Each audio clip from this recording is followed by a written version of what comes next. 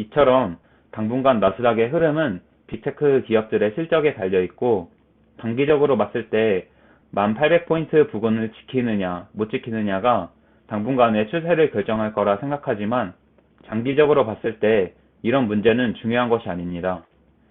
우리같이 보통의 개인 투자자들이 주식으로 수익을 내고 부자가 되기 위해서는 이렇게 단기적인 이슈로 시장이 흔들릴 때 같이 흔들리지 않고 장기적인 안목으로 좋은 주식을 싼 값에 모아가야. 안녕하세요. 투자를 기록하는 구호개미입니다. 미국 증시는 수요일에 이어 목요일도 조정이 계속됐습니다.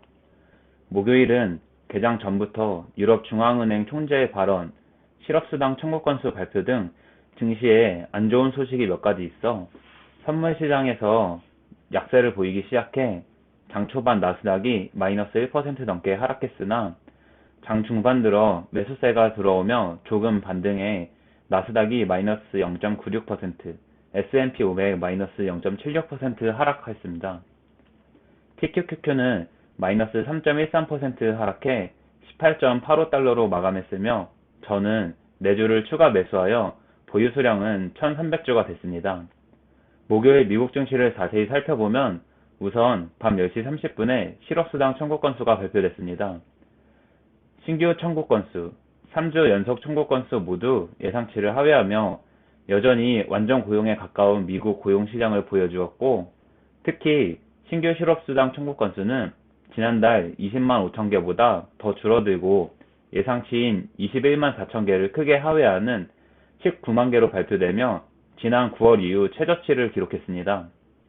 최근 임금 상승폭이 조금 줄어들어 실업수당 청구 건수나 실업률에 대한 시장 참여자들의 주목도가 줄어들긴 했지만, 이렇게 너무 강한 고용은 연준이 고금리를 장기간 유지하는 것에 명분을 주기에 확실히 시장에는 부담이 되는 것 같습니다.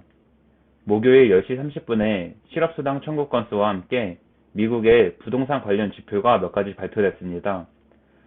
건축 승인 건수, 주택 착공 건수 등 지표들이 혼조세를 보이긴 했지만, 저번 달보다 부동산 건축 승인, 착공 건수가 줄어들어 부동산 경기가 둔화되고 계속 진행되고 있음을 보였습니다.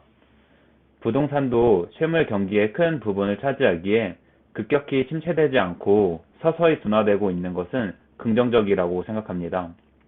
한편 현재 스위스 다보스에서 세계 경제 포럼에 참석한 유럽 중앙은행 라가르드 총재는 여전히 인플레이션이 너무 높고 유럽의 고용시장도 상당히 강하고 경제 전망이 긍정적이라 기준금리를 제한적인 영역에서 충분히 오랫동안 유지할 거라고 말했습니다.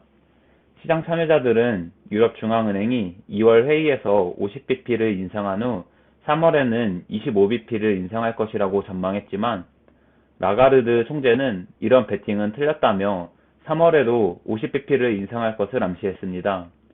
이로 인해 유로화 강세가 보이고 유로존 채권 금리가 상승하자 하락세를 보이던 10년물 미국채 금리는 반등해 주식시장에 안 좋은 영향을 끼쳤습니다. 이 외에도 미국 재무부가 부채 한도에 도달하고 현금이 고갈하자 미국의 채무 불이행을 피하기 위한 특별 조치를 사용하기 시작했습니다. 전체 부채 수준을 높일 수밖에 없는 동안 재무부가 연방 지불을 계속할 수 있는 범위를 제공하는 조치를 위해 은퇴자를 위한 2개의 정부 운영 기금에 대한 투자를 변경했습니다. 이번 하락장에 장단기 금리차가 심하게 역전되어 경기 침체가 불가피해 보이는데, 개인적으로는 단순히 경기가 둔화되고 실업률이 늘어나는 등 모두가 예상할 수 있는 경로가 아닌, 이처럼 부채 관리가 안 되거나 신용 거래에 문제가 생기는 등 사람들이 주목하지 못하거나 신경 쓰지 못하는 부분에서 문제가 터질 거라 생각합니다.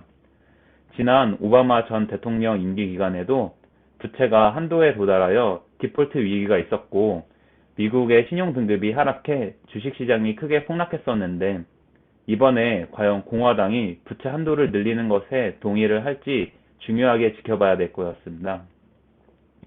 앞서 말했듯 유럽 중앙은행이 강한 긴축 스탠스를 유지해 유로존의 장기채 금리가 상승하자 하락세를 이어가던 미국채 10년물 금리도 반등하며 3.4% 근처에서 마감했습니다.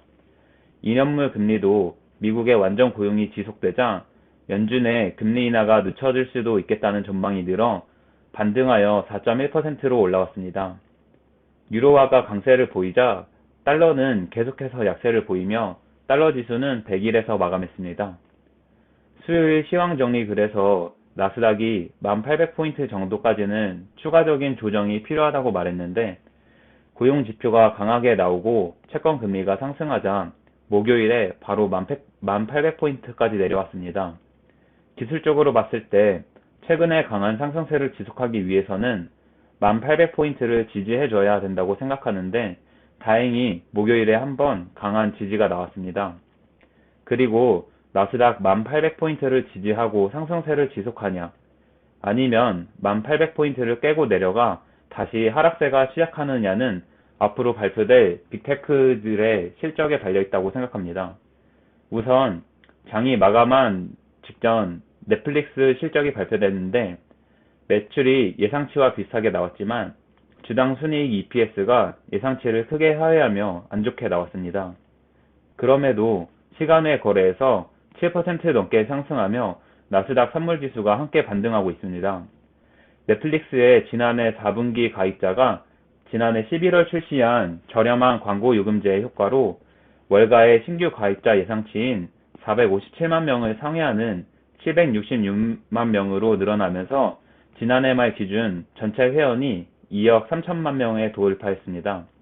또한 MBC 방송에서 유로화 토시 부채 환술실로 주당 순이익이 시장 예상치에서 크게 빗나갔지만 회사 마진은 여전히 7%를 보여 월가 예상을 웃돌았다고 시간외 거래에서 상승한 이유를 설명했습니다.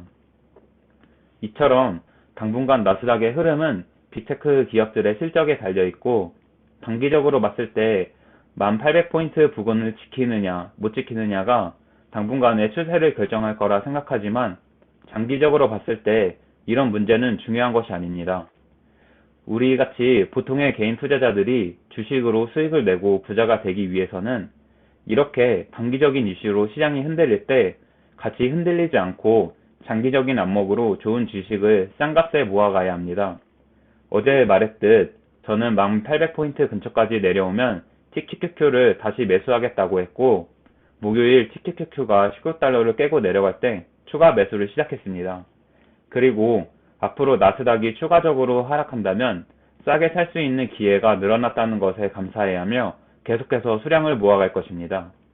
앞으로 주가가 어떻게 될지는 모르나 지금처럼 좋은 주식이 싼 가격으로 내려왔을 때 최대한 많이 모아가는 게 불을 눌릴 수 있는 소중한 기회라고 생각합니다. 여러분도 각자의 기준에 따라 현명한 투자하시길 바라며 영상 마치겠습니다. 내용이 유익하셨다면 좋아요. 앞으로도 구호개미의 투자 과정이 궁금하시다면 구독, 미국 증시나 투자에 대한 의견은 댓글로 부탁드리겠습니다. 영상 시청해주셔서 감사합니다.